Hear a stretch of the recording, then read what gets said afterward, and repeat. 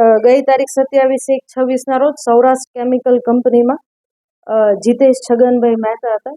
તેઓ સૌરાષ્ટ્ર કેમિકલ કંપનીના wet ડિપાર્ટમેન્ટમાં soda એસનો જે બેલ્ટ હોય એમાં જે માલ એનો કંપનીનો જે નીચે પડી જતો એ ઉપાડી અને એની ઉપર ફરીથી મૂકવાનું કામકાજ કરી રહ્યા હતા. એ દરમિયાન એમનું જે એ બેલ્ટ હોય ત્યાં એની બાજુમાં એક ચોરસ ગોખલા જેવું છે ત્યાંથી પડી જવાથી એમનું મૃત્યુ થયું છે.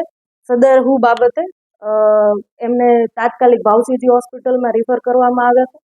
ભાવસીજી હોસ્પિટલમાંથી એમને જીજી હોસ્પિટલમાં રિફર કરવામાં આવ્યા હતા. ગઈ તારીખ 4/2 રોજ જામનગર જીજી હોસ્પિટલ ખાતેથી એમના અકસ્માત મોતના કાગળો અમને અહીંયા સોંપવામાં આવતા 5/2 રોજ અમોએ એની એડી દાખલ કરી છે.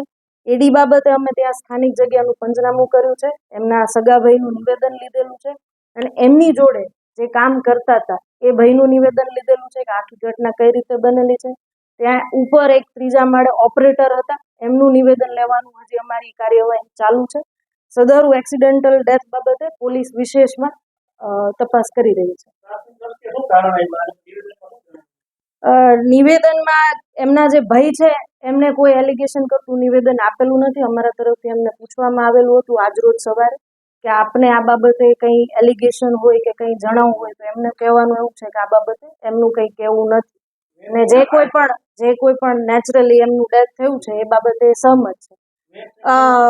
આ બાબતે એમની જોડે જે કામ કરતા હતા જેસાભાઈ મોરી, એમનું એવું કહેવાનું હતું કે એ બંને સવારે 5:30 વાગે સવારે કામ કરતા હતા. એ દરમિયાન જેસાભાઈ મોરીને વોશરૂમ લાગી હતી એટલે એ બાથરૂમમાં ગયા અને જ્યારે એ પાછા આવ્યા ત્યારે એમને જોયું બીજા માળે કે આ ભાઈ છે એ ત્યાં હાજરમાં નહોતા. એટલે એવું તરત 3જા માળે જે ઓપરેટર હતા એમની પાસે ગયા. બંને જોડે મળીને નીચે ચેક કર્યું કે આ ભાઈ ક્યાં છે. પછી બીજા માળે એમને ચેક કરતા મળ્યું કે એ જે બેલ્ટ છે એનાથી થોડીક નીચેની હાઈટ ઉપર એ ભાઈ પડેલા હતા.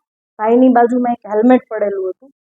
આ રીતમાં એ ભાઈને પડેલા જોઈને પછી તરત જ એ લોકો 108માં એમને ભાવસીજી હોસ્પિટલ લઈને આવ્યા. ભાવસીજી હોસ્પિટલમાં ડોક્ટરને એમની હાલત ગંભીર લાગતા અને જીજી હોસ્પિટલ રિફર કરેલા હતા.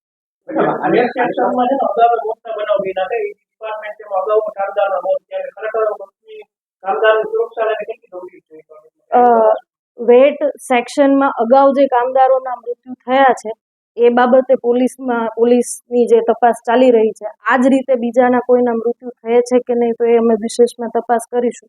અને સેફટી નોર્મ્સ બાબતે અમારા તરફથી ફેક્ટરી ઇન્સ્પેક્ટર અને લેબર ઓફિસર બંનેને સ્થળ વિઝિટ કરવાની સૂચના અપાઈ જવામાં આવી છે. અને જો એમને કોઈ એવું લાગે કે આ બાબતે સેફટી નોર્મ્સ નથી પાડવામાં આવ્યા અથવા તો કોઈ લેબર લોઝનો ઉલ્લંઘન થયેલો છે તો એમના તરફથી રિપોર્ટ અમે મંગાવીશું.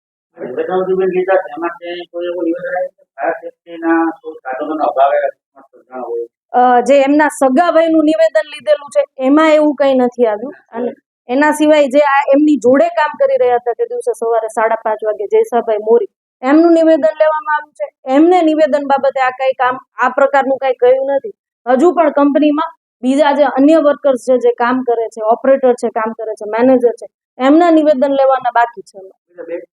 આખું જે પ્રશ્ન હતો કે જે 45 તારીખ જે બનાવની તારીખ, યસ, આપણે આમાં બતાવવામાં આવી 4 તારીખ એ તો કન્ફ્યુઝન હતું. યસ, કે બનાવ કોઈ પણ કંપનીમાં બને યસ, તો એક દિવસે પોલીસને કંઈ જાણ કરવાની હોય છે અમારે જ્યાં બનાવ બન્યો છે કરવાની હોય છે કે નથી હોતી નિયમ પ્રમાણે? જે પહેલો પ્રશ્ન છે આપનો કે બનાવ 27 તારીખનો છે ને અમે એડી દાખલ કરી છે 5/2.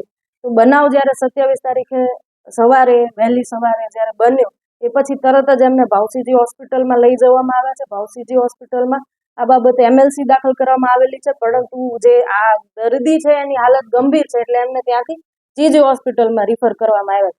જીજી હોસ્પિટલમાંથી અમને જાણ તારીખ 4/2 રોજ કરવામાં આવી કાગળો સાથે, એટલે અમે એડી 5/2 રોજ દાખલ કરી.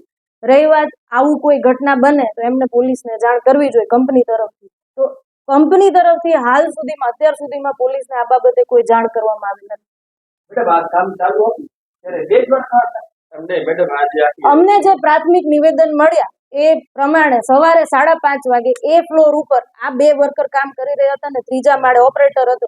આ અમારા જે અત્યારે 3 નિવેદન છે એના ઉપરથી તારણ છે, છતાં અમે પીએસઆઈને હજુ એ ફ્લોર ઉપર કે સીસીટીવી કેમેરાઝ અવેલેબલ હોય અને એનું ફૂટેજ અવેલેબલ હોય તો તપાસના કામે કબજે કરવા કહ્યું. હમ. એ બાબતે કોઈ કાયદાકીય જોગવાઈ કરી કંપનીમાં કાર્યવાહી કાયદા છુપાયું છે કે ઇનડાયરેક્ટલી આપણે માનીએ તો એને પોલીસથી છુપાયું છે ઘટના. આમાં કાયદાકીય જોગવાઈની રીતે જે ફેક્ટરી ઇન્સ્પેક્ટર છે ને લેબર લોસ છે, એકચ્યુઅલમાં સેફટીની મેટર્સ છે કે નહીં, કે જે બનાવની જાણ હતી એ બનાવની જાણ પોલીસને કરી જ નથી. એ બાબતે અમે એમના મેનેજર કે જે કંપનીના જે કોઈ પણ જે કાર્યકર હોય જે આ કંપનીનું એકદમ જે કંઈ પણ મેનેજ કરી રહ્યા છે એ બાબતે એમનું નિવેદન લેશું. મેડમ, આ